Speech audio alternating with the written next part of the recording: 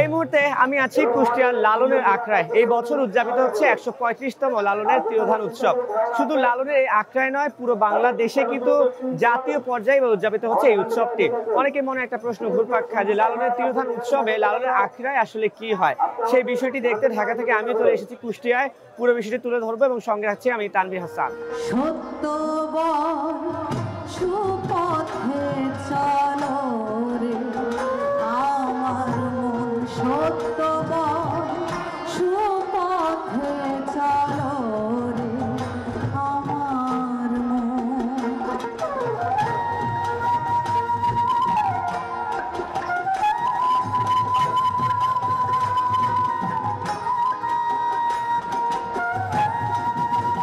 লালনের আসলে অসংখ্য গান, সব গানই খুবই মানে আমার আত্মার সঙ্গে মিশ্রিত।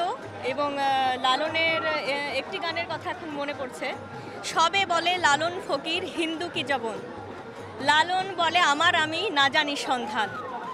অর্থাৎ মানুষ তো নিজের সন্ধানই জানে না, সে কি করে এত ভেদাভেদ করতে পারে। তো এই গানটি আমার কাছে অনেক ভালো লাগার একটি গান। একই ঘাটে যাওয়া আসা, একই পাটনি দিচ্ছে খাওয়া, কেউ খায় না কারো ছোঁয়া, ভিন্ন জল কে কোথা পান। অর্থাৎ আমরা যে বিভিন্ন ধর্মের মানুষ, জল তো একটাই, সেই ভিন্ন জল আমরা কোথা থেকে পাই।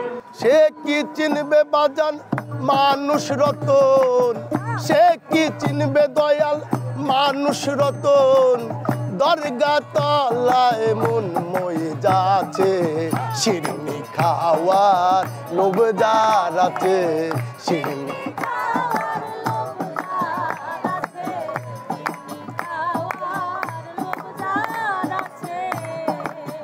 এখানে লালন উৎসবে সারা বাংলাদেশ থেকে এবং বাইরের লোক এসে এই লালন সাধু সঙ্গ দিতে হয়েছে।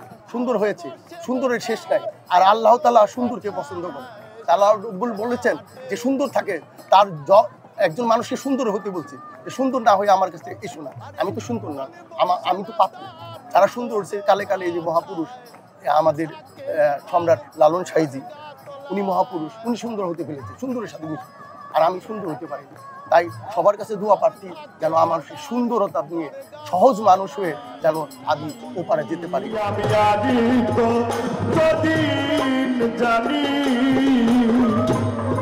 এই অবলার প্রাণী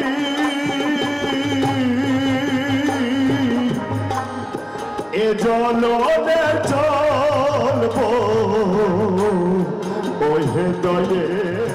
লালনের তিরোধান উৎসবকে কেন্দ্র করে কুষ্টিয়া সেউরিয়ায় লালনের যে আখড়া আছে, সেই আখড়ার পাশেই কিন্তু এই মেলাটি বসে।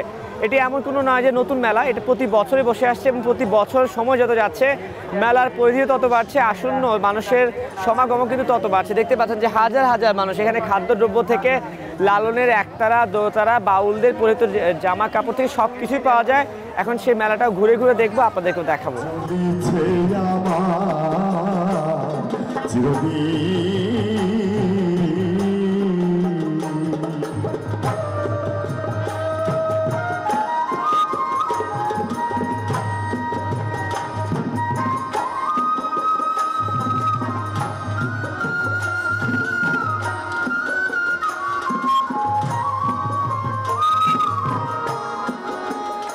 লালনকে ভালো লাগে তার কথা, তার গানের আধ্যাত্মিকতার দেহতত্ত্ব নিয়ে যে কথা বলেছে সেটার জন্য ভালো লাগে। আসলে লালন আমাদেরকে মানুষকে মানুষ হিসাবে স্বীকৃতি দেয় যে আমরা মানুষ। আমি এর আগে একবার এসেছি, তবে মেলার আগে এসেছি, তো এবার খুব মেলাটা দেখার শখ হয়েছে।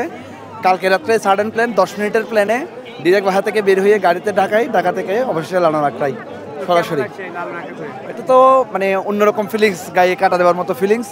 এবং এখানে যে বিভিন্ন জায়গার মানুষ আসছে, এই যে মানুষের সমাগম, লালনের প্রতি মানুষের যে ভালোবাসা এবং লালনের তত্ত্বগত দিকটা মানুষ যে বুঝতে পারছে, মানুষ যেখানে আসছে, এই জিনিসটাই ভালো লাগছে। আজকে সকালেই আমাদের আসা, আমরা দেখলাম, ভালো লাগলো। তবে আরও ভালো লাগতো যদি সুশৃঙ্খলভাবে আমরা সবাই মানে একটা নির্দিষ্ট রুলের মধ্যে চলতে পারতাম, যেখানে সেখানে আমি দেখলাম যে অনেকে ময়লা ফেলে। 5 আগস্টের পরবর্তী সময় বাংলাদেশে যে একটি অস্থিতিশীল একটি সময় যাচ্ছিল, তার মধ্যে যে আইন শৃঙ্খলা বাহিনী এত সুন্দর করে যে এই প্রোগ্রামটি আয়োজন করবে, মানে অসংখ্য কৃতজ্ঞতা তাদের প্রতি এবং ধন্যবাদ যে তারা এত সুন্দরভাবে টুর্নামেন্ট মানে এই পুরো আয়োজনটি করেছেন। মিছে মায়ায় মজিয়ে মন, মিছে মায়ায় মজিয়ে মন, কি করো রে। একটু আপনার সাথে কথা বলি। দেখছিলাম যে কিছু একটা বানাচ্ছে, এটা কি বানাচ্ছেন? এটা হলো খোয়ের মুরগি। খোয়ের মুরগি। জি। আচ্ছা, মানে কুষ্টিয়া বিখ্যাত কিটা? জি, আপনার কুষ্টিয়া জেলা বিখ্যাত, বুঝলেন? হ্যাঁ, এটা সেই মুরগি আপনার খোয়ের দ্বারা গুড় মাখানো। শুরুতে যে দেখলাম সেখানে কিছু একটা ঘুরছিলেন, তারপরে এটা ঢাললেন, বিষয়টা কিভাবে কি বানালেন একটু বলেন তো? এটা হলো আগের গুড়, সেগুলো কুশলের গুড়। হ্যাঁ, ওইটা আমরা গরম করে আপনার খোয়ের সাথে মাখাই, মাখাটা বেশি। আচ্ছা, কত করে কেজি, কত করে এগুলা? এটা আগে একটা খাই দেখেন। আচ্ছা, হ্যাঁ, একটা খাই। দেখেন, এটা আমরা 200 টাকা কেজি বেশি। বড় অনেক। হ্যাঁ, এটা হেভি স্বাদের জিনিস। কিন্তু আমরা নিতে নিতে তো আর গরম থাকবে না। আপনার 1-1 ঘন্টা গরম থাকবে, তারপর কিন্তু মস্ত থাকবে। আচ্ছা, ঠিক আছে। কত দাম, কত এগুলো কেজি? আমরা 200 টাকা কেজি বেশি। 200 টাকা কেজি? 200, 160 বা 240 বেশি, মানে দেখেন যেরকম খাই সেরকম।